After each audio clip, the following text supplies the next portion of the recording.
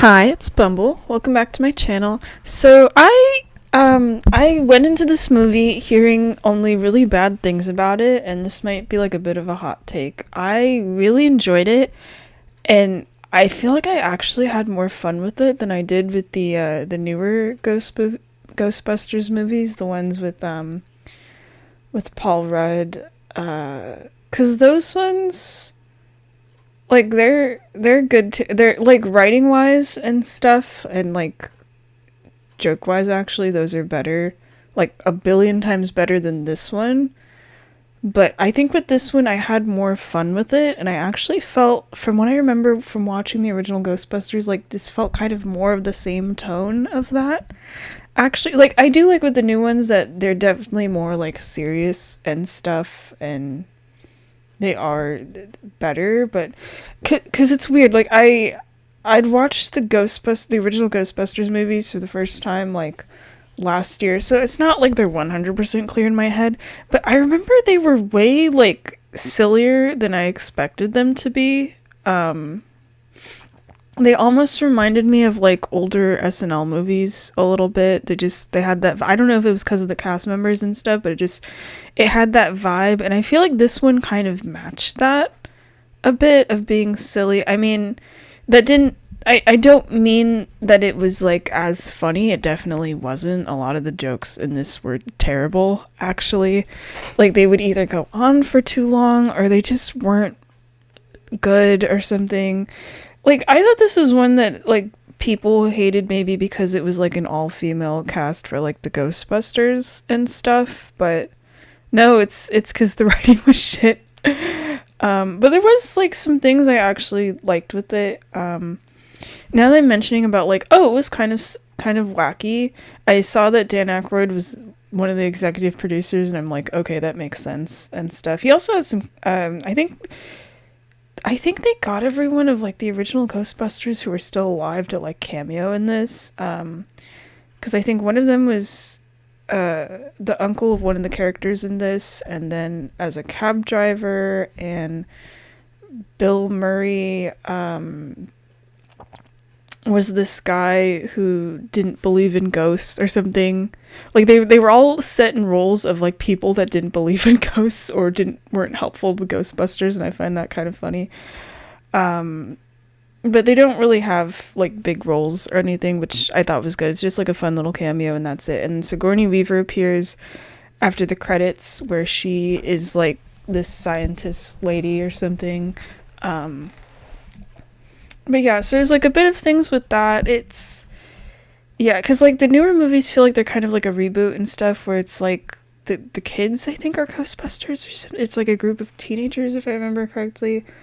But then here it's a couple of scientists. It's like three scientists, and then Leslie Jones' character is this woman who works in like a metro, but is like knows all this stuff about New York, and also becomes like a Ghostbuster, which I think is cool. And it's them and their assistant, who's played by Chris Hemsworth, and it kind of follows a lot of the same stuff as like the original Ghostbusters, where here it's like they end up getting their outfits and stuff and their logo, and they end up getting the firehouse at the end. Originally they have to, I mean, not originally, but like at first in this movie they have to operate out of like the upper floor of like a Chinese restaurant or something, which I felt was more realistic. Like, there's a part where they're looking for places to like have their headquarters, and this woman brings them to a fire station. It looks really cool and tells them the price, and then Kristen Wiig's character tells her to go to hell because they can't afford it or anything. So it feels more like modernized. It doesn't feel like as like 80s or anything. And they end up getting the car, except it ends up being a funeral hearse. I swear it was just like a regular car in the original like Ghostbusters and stuff. So they end up like getting all the iconic things throughout the movie, which is kind of cool. I actually really liked the pacing of it too, where they meet like a couple of ghosts. It takes them like an hour to actually like physically catch a ghost, though. That was a bit of a bummer. But the sequence they have for it is really cool, and the visuals are like really nice too, actually, for like the ghosts and stuff. Like, the ghosts are, 3D and everything. But they look really good. Let me see if I can find a picture of like what they looked like in the original movies. I don't remember. I mean, I know this is like not made in the 80s, so of course they're gonna look better, but let me see. Ghostbusters 80s. Let's see here. Give me a second. It's just being slow. What did it look like? The original's from 1984. That's crazy. Give me images of the... Oh, I forgot Rick Moranis was in those too. I'm surprised he didn't have a cameo. Where it's him and Sigourney Weaver's character gets like possessed by the ghost villain and stuff. I forgot about that. But that was cool that she showed up at the end. I'm surprised that Annie Potts didn't, because I remember she was their like secretary, I think. Yeah, the ghosts looked weird. They do look more ghostly, I think, in the original, where they look like the effect doesn't look great, but they look more translucent, transparent and stuff, and kind of more ghostly, which I think is cool. And then in the new one, they're like fully 3D, and they have like that little bit of like a glow to them, but they look more solid, so I actually don't really like that. I wish they looked a bit more ghostly, but the designs for the ghosts are cool. Like that Slimer ghost is there only for a little bit, where he ends up taking the Ghostbusters car. I don't know how he knows how to drive, but he does. So he's there for a bit. There's the one that looks like a giant marshmallow is also there for a bit. That was kind of cool. I liked I think my favorite ghost design, actually, there's two. I'll talk about one of them when we get to that point in the story. But one of them, like the first ghost they meet, is the ghost of this woman who is like locked in a basement or something after she killed someone. And her design kind of reminded me of the bride from the Haunted Mansion ride, so that was really cool. She looked beautiful.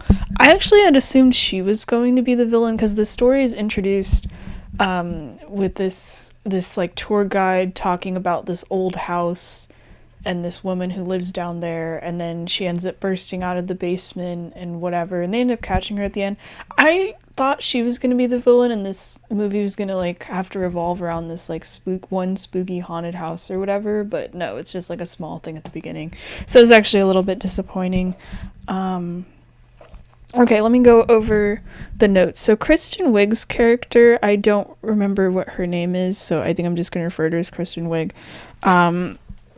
Is, I guess, like the main character of this. It just feels kind of weird because I'm like watching SNL, where she's still one of the cast members and stuff, and I'm used to her playing, even in like other movies, all these like crazy characters. So for her to be someone that's like completely normal, especially compared to like she isn't as like high energy and stuff as like everyone else. It like kind of throws me off. I wrote in my notes, it's weird seeing her play like a normal, sane person. I think all the characters are really fun. I think, what's her name? Melissa McCarthy. Her character was kind of like my least favorite. I don't know. I didn't really find her like funny or anything. She's the one they tried to give a lot of jokes to. I liked Leslie Jones' character a lot. I think her character's name was Patty, where she's this woman that like works in like a metro or something at like the ticket office or whatever, where she's like super friendly and no one wants to talk to her. And she has a lot of like funny lines and morbid like fun facts about things, and then she ends up kind of hanging around their office and, you know, gets to be a Ghostbuster and stuff. I think my favorite part with her character was that one of the Ghostbusters ends up getting like possessed by a ghost for a little bit, by like the villain, who's actually a human. I don't know how I feel about that still. I'll talk more about that later. But one of them gets possessed, and Patty ends up slapping her, but it just, the voice delivery, or like the line delivery was perfect, where she's like, "Get out of my friend, ghost," and like yells it in her face and slaps her. I think it was Melissa McCarthy's character that ends up getting possessed or something, and the ghost pops out of her. Just it's like the execution of that was pretty cool, or it was pretty funny. And then Kate McKinnon's, I think I have a soft spot for Kate McKinnon as like an actor and stuff, because of her characters in SNL. Were like, she's like one of my favorite cast members in that show, actually. And kind of the character she plays here does feel like something that would be one of her SNL characters, that's like just kind of wacky and like a bit of a clown. She just messes with people, including her friends, throughout the entire thing. But then she's also like kind of awkward and having all the like science stuff and whatever. And then at the end of the movie, it's kind of nice. They all go to a restaurant together, and she gives them a little like heartfelt speech about how like, hey, I finally have friends now and stuff. I find it funny, the first ghost that they actually like officially have to fight once they have their equipment, but like before they're able to like have traps and catch ghosts, gets fucking run over by a train. Like they're trying to catch it and they don't have anywhere to put it, and then the train comes and it runs over and the ghost dies or whatever. That got a laugh out of me. Chris Hemsworth character, he's a himbo. He doesn't have a single brain cell in there. He's just there to be like pretty or whatever, which I thought was kind of interesting, because it made me think of like older movies from like the 50s or 60s or whatever, like the secretaries that would be hired just because they're like pretty or something. His character is like a little funny, not as funny as I thought he would be. Like they do kind of hire him because he's pretty, but also because no one else applies for the job, and then he's like terrible at the job or whatever, but they kind of still love him anyway. I'm surprised but actually glad that like Kristen Wiig's character has a crush on him and stuff, but I'm actually glad they don't become a couple or anything. Like she flirts with him throughout the entire thing and the entire movie, and of course he's like oblivious to it and whatever. I just feel like we don't see these kind of male characters too often, of like, I mean, there are himbos, of course, but like of him being like their secretary and stuff. So I thought that was kind of neat, actually. I mean, I don't like that they part of the reason they hire him is just because he's like pretty and stuff. But it's just funny to me though. This movie's from 2016. Why does he dress for this entire thing like he's a hipster from 2010? As soon as I saw his outfits, yeah. We get some remixes and stuff of the Ghostbusters theme. They all sound pretty cool, especially like at the end when they're trying to fight the villain and stuff. The animations for the ghosts are pretty cool. Like there's this one part where there's a ghost possessing this like store mannequin, or not like a store mannequin like the display ones you put clothes on, but like the blank ones, like the kinds from The Amazing Digital Circus. It feels so weird that has to be my comparison of like, this is what the mannequin looks like, but yeah. And just the way it moves around is kind of cool. Like it doesn't have a face or anything, and it just like the way it walks around and stuff. But yeah, the ghost effects I think are like the best thing out of this movie, actually. One of my favorite scenes was when they first have to actually catch a ghost, and it's this giant green ghost that looks like a dragon, and it's during a heavy metal concert, and the lead singer dies from the ghost, or he gets like tossed into a wall. I'm assuming he died. He got hit into the wall pretty hard, and oh shoot, okay, sorry, hold on. Oh my god. I got a text from my brother, or a message from my brother in Discord, and it just said we lost a squirrel, and I was very confused. And he sends me a picture of a fucking a hawk pinned down a squirrel. Okay, I gotta respond to this. Hold on a second. Okay, I'm back. Sorry, that just really surprised me. All I saw was the notification at first, and I'm like, did a squirrel like die in the backyard? But it was right in front of his door, and there's a hawk there that just pinned that sucker down. Oh my gosh. I'm not surprised though. It was my brother lives in this mountainous area that I stayed at over the summer, where there was like a ton of squirrels everywhere, but that was just crazy to see that picture. Okay, let's get back to the video. I'm sorry. But yeah, the lead singer dies and or something or gets attacked by a ghost and the crowd fucking cheers. It was funny. But just that whole scene of them trying to catch that ghost was really cool. Oh yeah, and then the mayor of New York and his assistant, but more importantly his assistant is a character, and they're trying to convince the Ghostbusters to say that what happened with catching the ghosts was just like a publicity stunt or whatever. Cecily Strong plays the mayor's assistant, and she appears throughout the movie more often than the actual mayor does. I thought her character was pretty cool. Or was fun. And then she appears in the credits and tells them like, "Hey, we'll endorse you. We'll like pay you whatever to like keep protecting the city." And that's how they end up getting the fire station at the end. But she's kind of funny of playing this very like serious character, but like the way she delivered the lines was funny. Okay, and then oh yeah, I need to talk about the villain. I didn't think he was going to be the villain originally. There's this guy, I think his name's Rowan. He's just like this regular person, but he keeps believing about the apocalypse or whatever and wanting to release these ghosts. I kind of mistook his character actually, because there's a guy who's like a tour guide that shows up at the beginning and he gets possessed by a ghost, and I thought it was him and that he was like the villain or whatever, but I think it's just a different guy.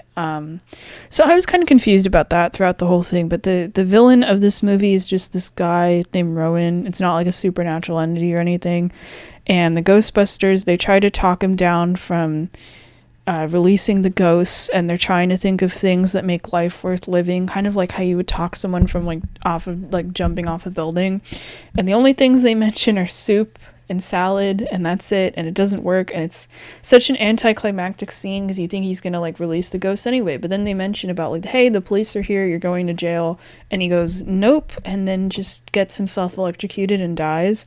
But it's anticlimactic on purpose because he comes back as a ghost and then possesses people, and he ends up possessing Chris Hemsworth's character, which I feel like fits because his character wasn't really doing a lot anyway. He was just there as like the comic relief, and then he gets to play the villain for a little bit, so that was kind of cool.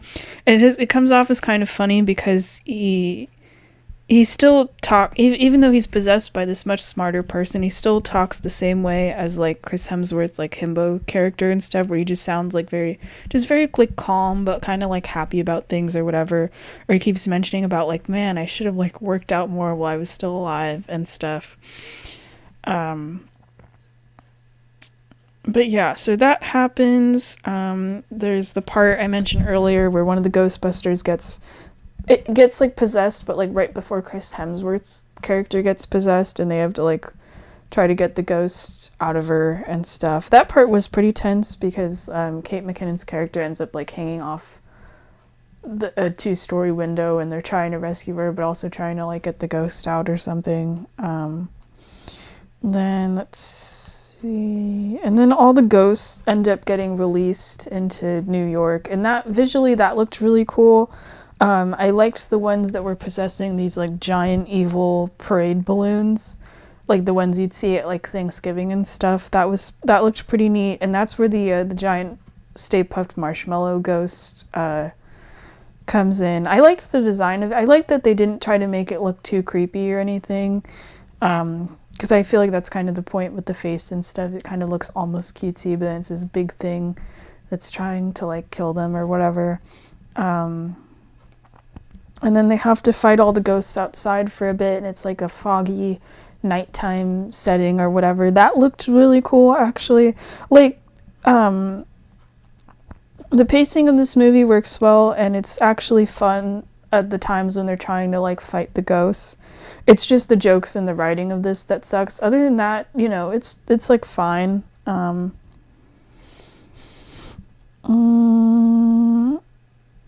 And the villain does get some like funny lines and stuff. It is a little annoying that he's kind of sexist or whatever. And he's this like sarcastic loser that seems like he's having a lot of fun just being like a ghost. Like he doesn't actually even show up as himself like he did when he was alive. He just shows up as like this blue thing that ends up possessing different stuff, and that's about it. Though he does end up with shape-shifting powers by the end, which is how he turns into like his like final form or whatever that they have to fight, which isn't even a good fight, honestly. I think the fight with the dragon like halfway through the movie was like done much better and stuff, and actually felt tense. They end up defeating the villain in like 5 minutes. It doesn't even take them much effort. Actually, it was a bit of a disappointment. But yeah, he's like this normal human dead person, but then he's able to turn into things. I don't know if they like explain that or whatever. But one of the cool ghost designs is he asks them like, oh, what form should I take? And Patty says like, oh, you should look like a nice friendly ghost, or like a small friendly ghost or whatever. And then he turns into the Ghostbusters logo. He turns into like a little animated form of it, like a 2D animated. And I like that the part, because the logo's on screen here and stuff. Where it's like that big crossed out section, he ends up stepping out of it as the ghost, and then it turns into like a little bow tie or whatever. I thought that was cute. I actually would have been completely fine if he stayed that way, not just because I'm a sucker for like 2D animated things in like the real world when it's like done properly and stuff, but I think that would have been cool of them being chased. I feel like it would have fit with the villain's personality a bit more, of him being kind of snarky and whatever, but stuck in the body of like this 2D animated like ghost logo or something. And then maybe they chase him somewhere and then he turns into like something else or whatever. I wish we had that form of that ghost just a little bit longer. It's like barely on screen, because then immediately he turns into this giant 3D model version that like matches the art style, everything else, but it looks creepy, and I hate the design of the eyes. I know it's supposed to be the point, it's supposed to be this like big monstrous thing or whatever, but then it reminded me too much of like the effect of like the Stay Puft Marshmallow Guy or whatever. Like it's kind of like a similar form or whatever. Though I do think it's funny that the final boss of this movie is just the Ghostbusters logo.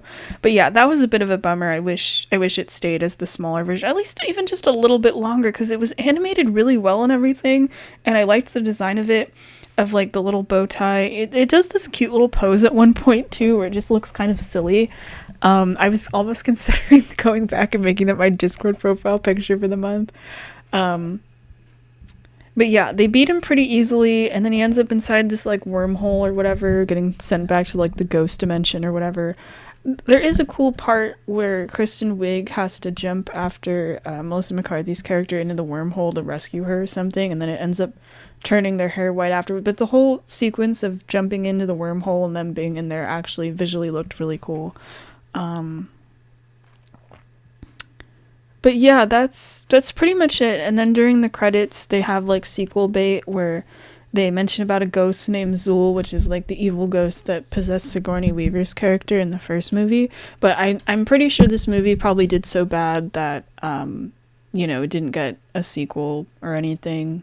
Also, I just realized this poster isn't in English. I didn't even notice that. I was just trying to find a Ghostbusters picture that wasn't like a WebD file or whatever. And I saw, okay, it says Ghostbusters and it has the people, and I realized the rest of the posters and didn't English, but that's okay. But yeah, I'm actually glad I watched this. I wasn't originally planning to. I was just looking on Hulu for like Halloween movies and stuff, and this was on there, and I was like, you know what? I'll check it out. Because I knew it was one of those things that I heard was kind of bad, and there are definitely parts of it that are bad and stuff. Like, it wasn't really funny or anything. The funny thing with that, and I'm not surprised, is like my dad was here, because my parents like left to go do things while I was watching most of this. But my dad was here at the beginning of the movie before they even started catching ghosts or anything, and he was actually laughing at the jokes, and I mentioned the movie was in Hulu. I was like, it's on Hulu if you want to like watch it yourself. And he's like, yeah. So I guess my dad will probably watch this too. Like, actually, I bet if he didn't have anywhere to go, he probably would have just sat down and watched it with me. And it would have been kind of awkward because he would have been laughing at the movie and I wouldn't have laughed at anything. And he probably would have asked me like, don't you have a sense of humor, Bumble? But I'll be honest, my dad laughs like a bit easier at stuff than me with things that aren't really actually funny. But yeah, that's Ghostbusters 2016. I had fun with it, actually. I feel like I needed something like this, of just like a kind of a goofy Halloween movie and stuff, especially because I just had been watching a bunch of Phantom of the Opera things that were kind of like a bit more serious and sad. So this is kind of a way to balance it out. And then I might be able to watch some movies with some friends later, like I mentioned. So there might be a review of whatever that is. It's just I'm not sure because like that's today. Today's Friday, but then I have to go out to eat dinner at a relative's house, which I'm fine with. I'm excited for. So if I get back to my friends or to my friend, I guess, not everyone in that group's my friend. I don't know them. You might get another Halloween movie review from me, hoping it's Friday the 13th. I have my fingers crossed. But if that doesn't work out, I have other things. I think I've looked through the Hulu Halloween movies. Nothing really interests me except for The Fly, but I'm watching that later. But on Peacock, I saw there's a bunch of things. Some of them look awful, and I'm still debating. I want to see if I can find the movie Halloween, the one with like Michael Myers or whatever. I've always been curious about that, and maybe Child's Play too. I don't know. I've heard those are kind of weird or whatever. All right, but yeah, that's Ghostbusters 2016. I actually surprisingly had a good time with it. I don't know if I'd watch it again, probably not, but I'm glad I at least checked it out. It was actually kind of fun. It was a nice surprise. All right, bye bye.